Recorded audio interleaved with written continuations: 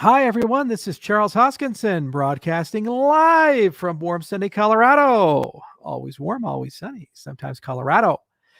So, from time to time, I have these wonderful videos that I make on specific topics. And this particular topic is a topic on price and value.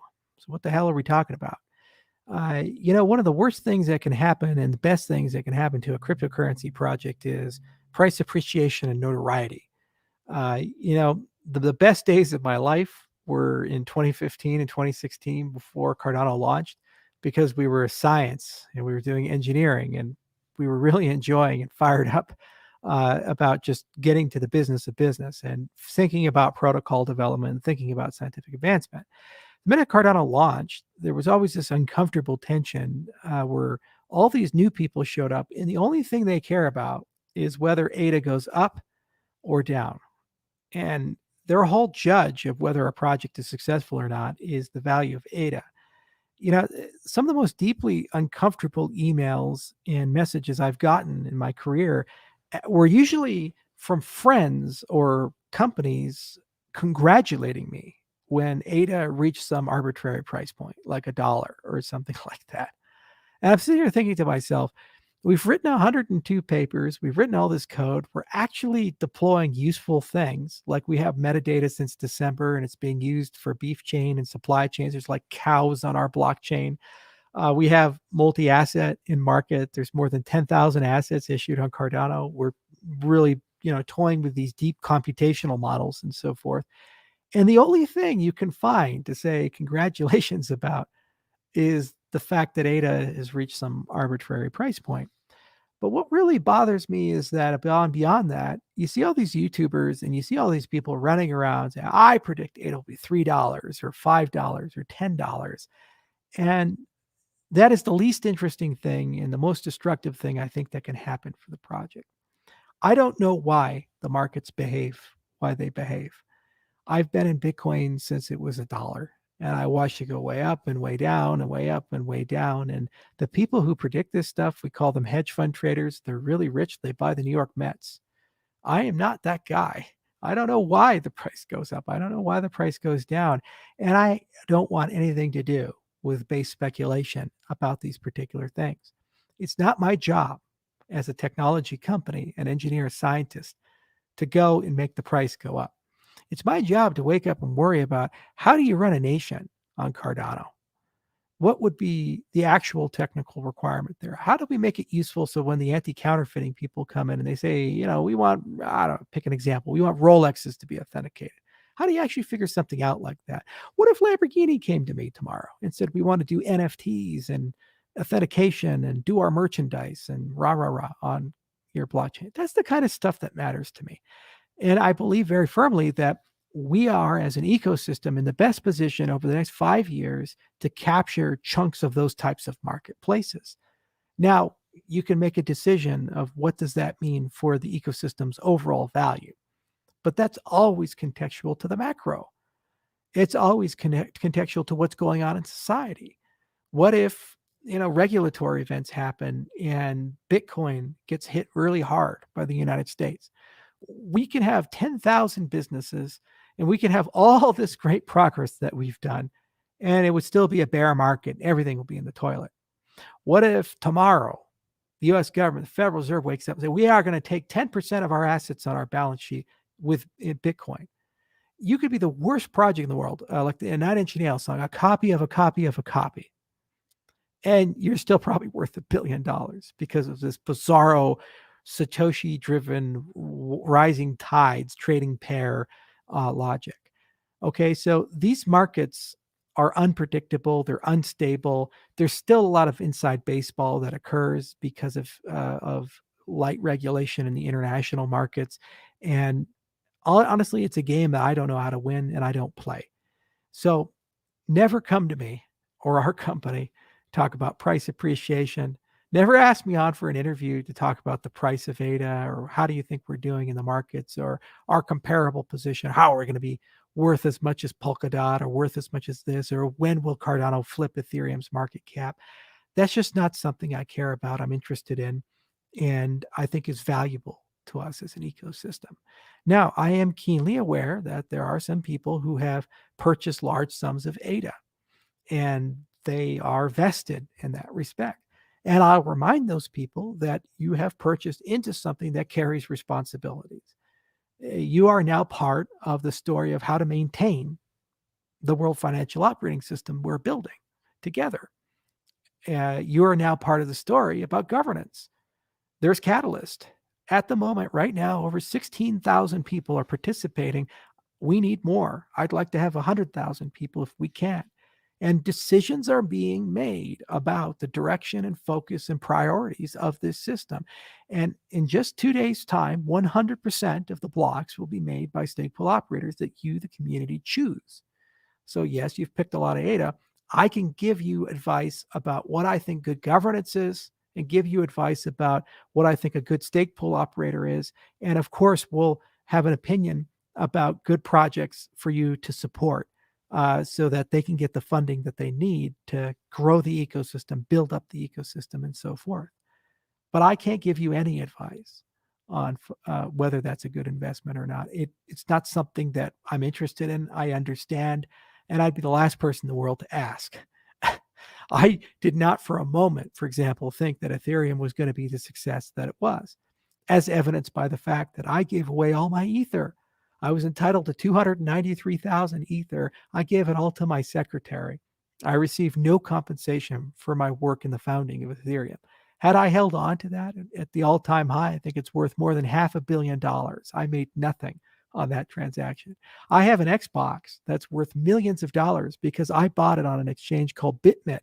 It was kind of like an open bazaar for Bitcoin, and I bought it for lots of Bitcoin because Bitcoin was only worth a few bucks at the time. I will never throw away that Xbox 360. So I'm personally the least qualified person to speculate on price, and there's nothing we announce or do as a company that is in any way, shape, or form tied to those types of cycles. There are cases where we know certain announcements, for example, the announcement of Coinbase, the community is so excited about, and they're very fired up about, because they've been asking me in my AMAs for over 2 years about that. So I'd say, hey, we're excited about it. They're a great partner to work with. You know what excited me more about Coinbase than anything else was that they were one of the very few exchanges that actually had a strong opinion on the right way to list a cryptocurrency and custody a cryptocurrency. We spent years as a development company practicing psionics, trying to be mind readers. We would try to talk to these exchange partners and say, what do you guys want? The first exchange that really took us seriously and had an opinion and wanted to work with us with the Rosetta spec was Coinbase. So I was so excited to say we finally have a partner in our ecosystem that actually helps us tremendously with custody, staking, and all these other deep and detailed questions. And they got great engineers that we love working with. Now, Ethiopia is coming. We very strongly believe that. There's one hurdle left, and that deal's announced. And I even bought a damn African bird right here.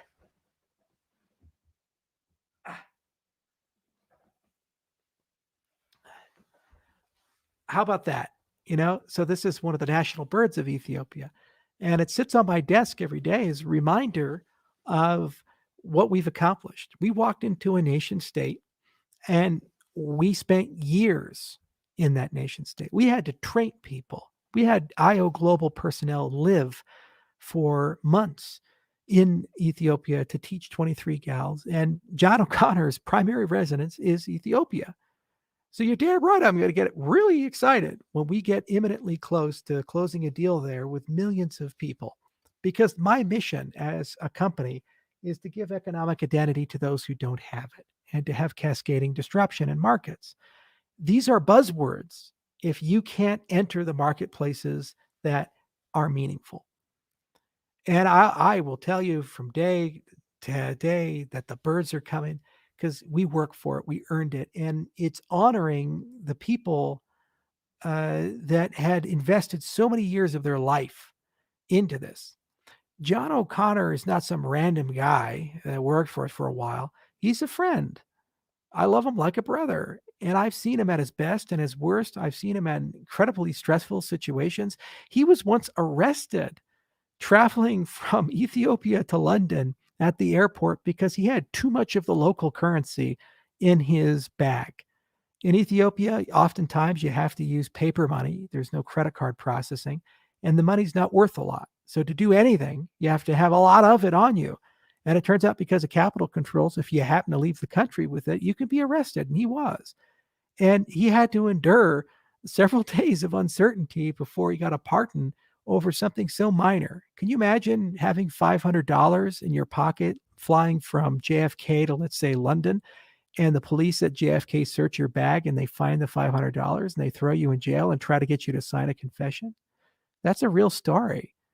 Okay, so that person and those around him have invested years of their life into building things there, relationships there. And the fact that we're so close now to a beachhead that will enable us to hire dozens of locals and do projects at the scale of millions of people is game changing for our company, for our industry, and for the types of products we seek to build, and also for the concept of economic identity, because that's a foundation we can build credit, reputation, insurance, payments, all kinds of things on, not today, but over a multi year period. So, am I excited about that? Yeah, fuck yeah. Do I think that's going to magically change the price of ADA and somehow it makes us now worth $10 or $15? No. And that was never the point. And if people think that, they're in the wrong place. I think the biggest problem with cryptocurrencies is that people are obsessed with this idea of getting rich fabulously fast. They love the concept that they can put $1 in and somehow that magically, through no work of their own, turns into $100. And I got news for you. And every single industry where that occurs, only a very small group of people get fabulously lucky and everybody else loses their money. So if that's your goal, that's what you seek to do, where you want to go with all of this, 9 times out of 10, you're probably going to end up broke. Just like the gold prospectors in the 1840s and 1850s, traveling to Colorado, traveling to California, seeking silver and gold. It's absolutely true. A few of them did find it.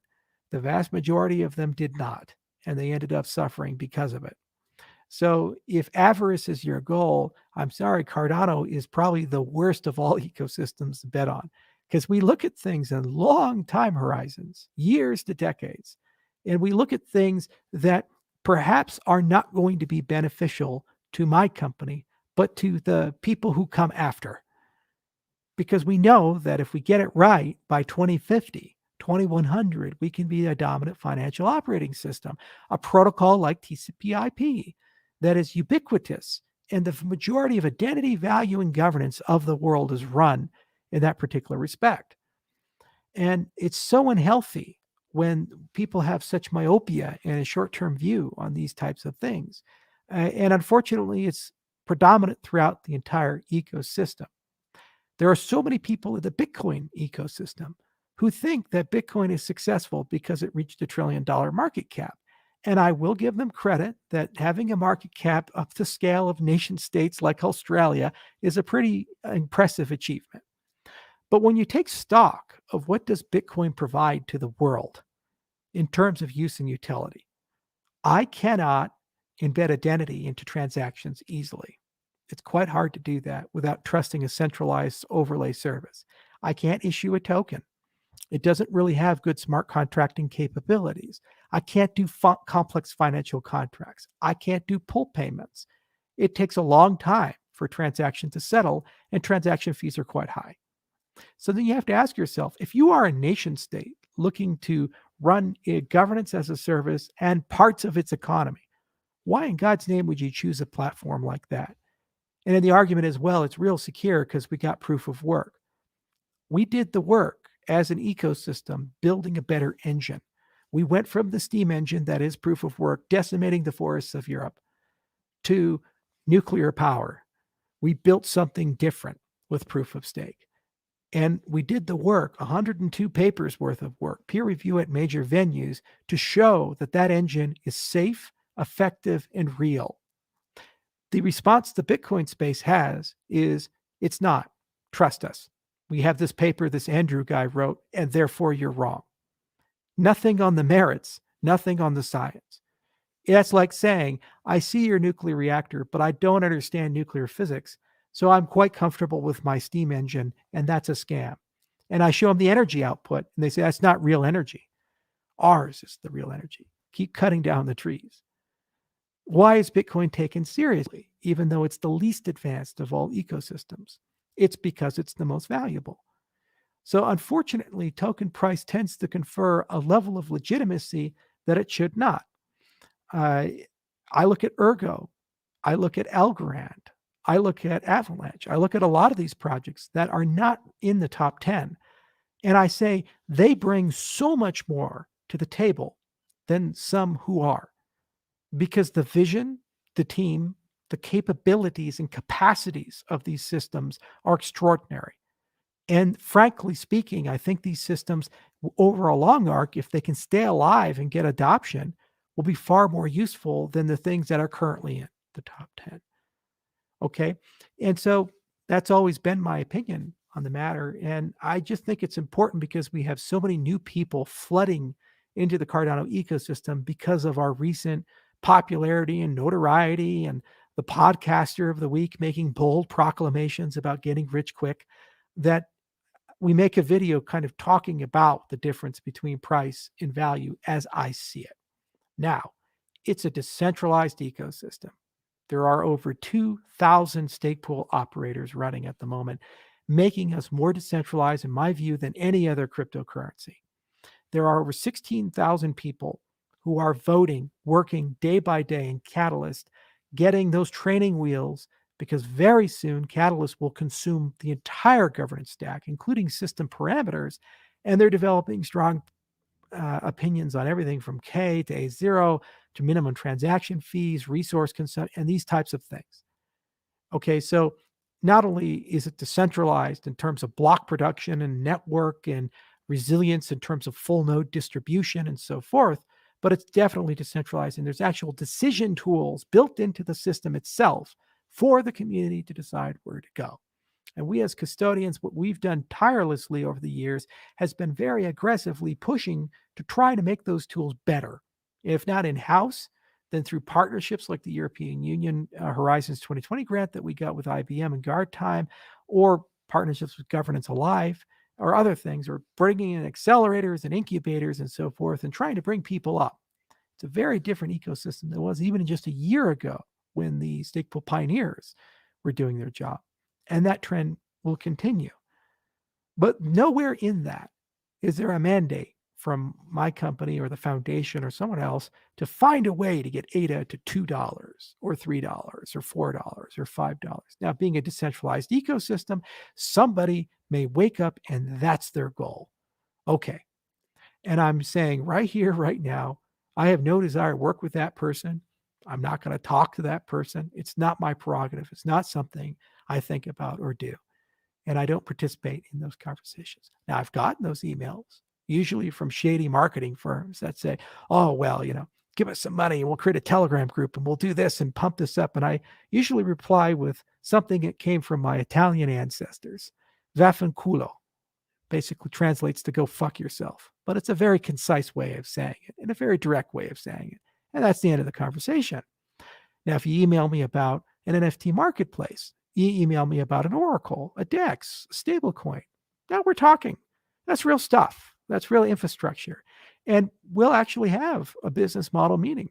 Recently, we had a meeting, for example, with the Artano people. The first meeting, I said, here's a class from Coursera on business model canvases. Come back after you've taken it. And they did. A week later, they came back and showed me a business model canvas. I said, that's a good start, but there's a long way to go. More to discuss. Come back in a bit. We'll talk about it more offline. And I'll talk to the other 5 people who've applied for Catalyst funds for NFT marketplaces, because I think that's so fascinating and interesting. And that's how I want to spend my time.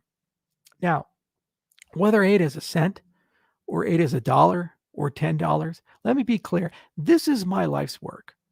I'm going to keep chipping away at it. I'm going to keep working at it. We're here. Technically, contractually, we estimated 5 years. It's 2021. 5 years was 2020. I'm still here. My dev teams cost me millions of dollars every single month to keep writing code and keep building for this ecosystem. And we're going to keep doing it until we feel that we're at a position where the community can decide on the roadmap for 2025. Right now, we all kind of agree. It's probably a good idea to get full peer-to-peer, probably a good idea to get full smart contracts, probably a good idea to have a sensible sidechain model. It's probably a good idea to have the community vote on all the system parameters and hard forks and be in control of the update system and so forth. And that's all happening and likely will all get done this year. And until it gets done, that's my bill to bear and my burden to bear. And I don't complain about it. I'm happy about it. But moving beyond that, there's a very real conversation about what happens next. Where do we want to be in 5 years? Now, I have a view about that, but it's not my decision. It's your decision.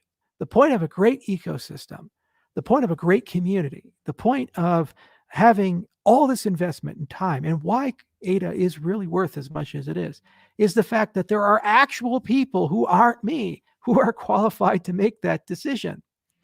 The best thing Satoshi ever did was get out of the picture for Bitcoin. And the best thing we can do is make sure that the vision for Cardano 2025 is a community project and the collective intelligence converges to something far better than any one company can do. So it's my job to make sure that the social dynamics, the infrastructure and tools, the level of participation, the meaning of participation, the quality of conversations are at a state where that actually happens. Otherwise, you just have shit posting on Reddit, Bitcoin Cash versus Bitcoin, the big block debate, and we'll see a Cardano Classic or a Cardano Cash. And my life's work is for nothing. And we'll stick around and make sure that that gets done. And they ask, well, what happens after that? Where does Charles go? I'm still here. And you know what will happen is we'll likely be doing more work in 2023 and 2024 and 2025 than we're doing today.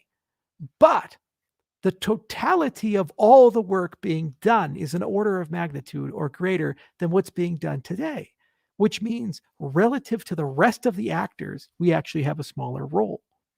And that's the point. Microsoft is a gargantuan company. Google is a gargantuan company. The same for Apple. But even if you add all three of them together, Microsoft, Apple, and Google, these three companies cannot speak for the internet. They have a role. They build web browsers. They have collectively billions of users and certainly can have some influence over the way that you experience the internet. But they certainly can't go and say, TCP/IP is done. Let's replace it with something else. Even if they wanted to. They could spend 10 years trying, as Google has done with Quick, and they can make very little progress.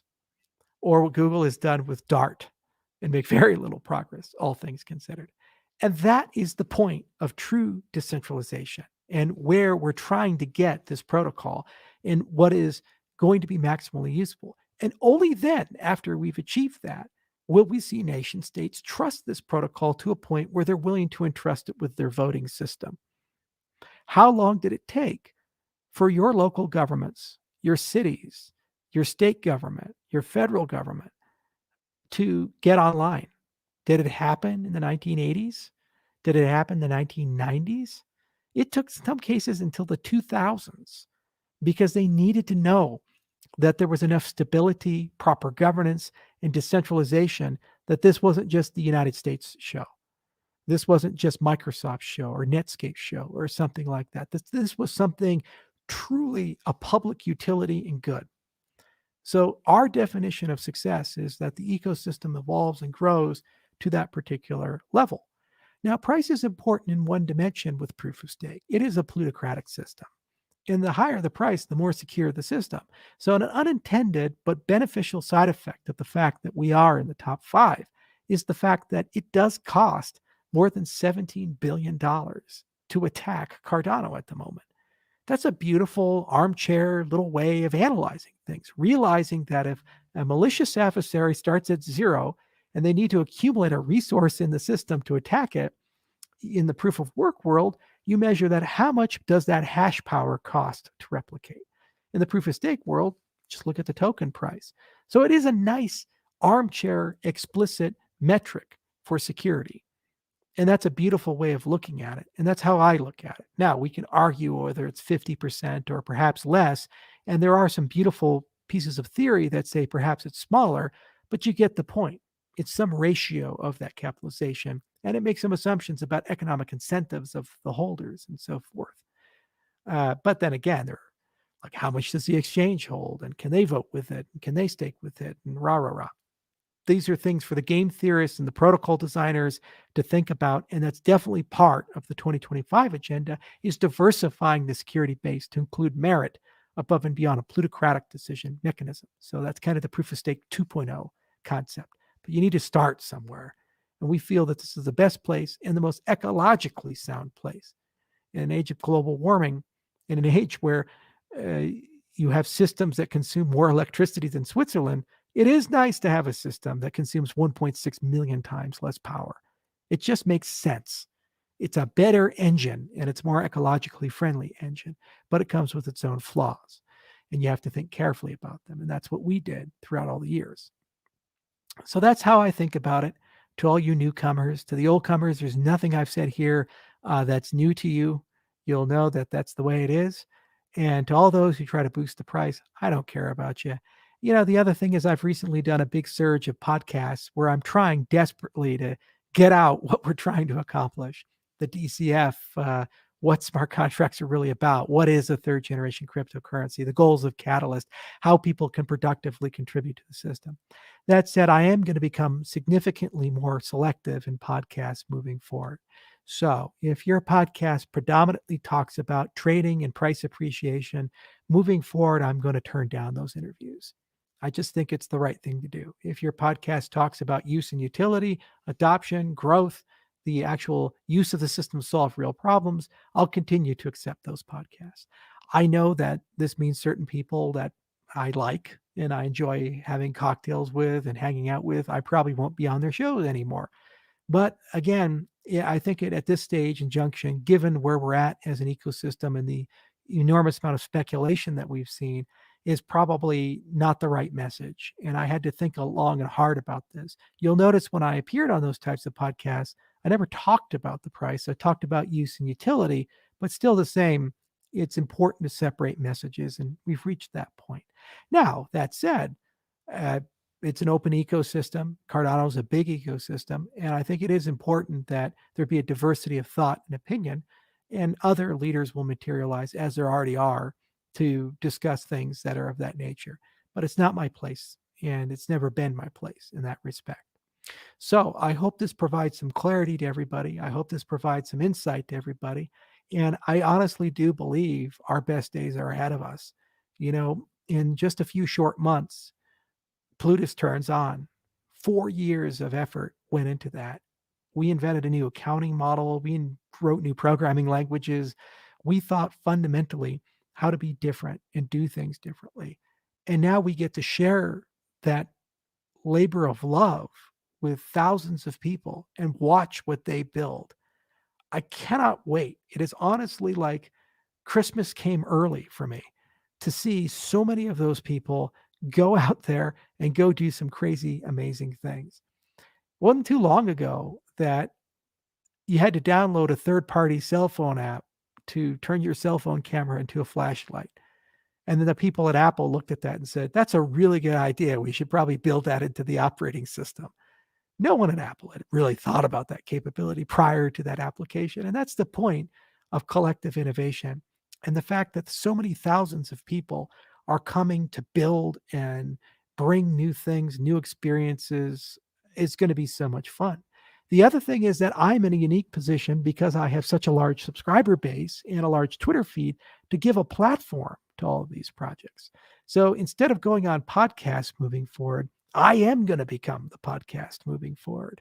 So if you're building interesting projects on Cardano and you're going through the Catalyst process, and we're going to open up incubators and accelerators to help you get where you need to go, a lot of you, my people, will reach out to you and ask you to come on my show, and I'll be able to interview you just like I do people of IOG and other things, and give you an audience so that you can share your passion and love in a way that those podcasters gave me an audience to share my passion and love.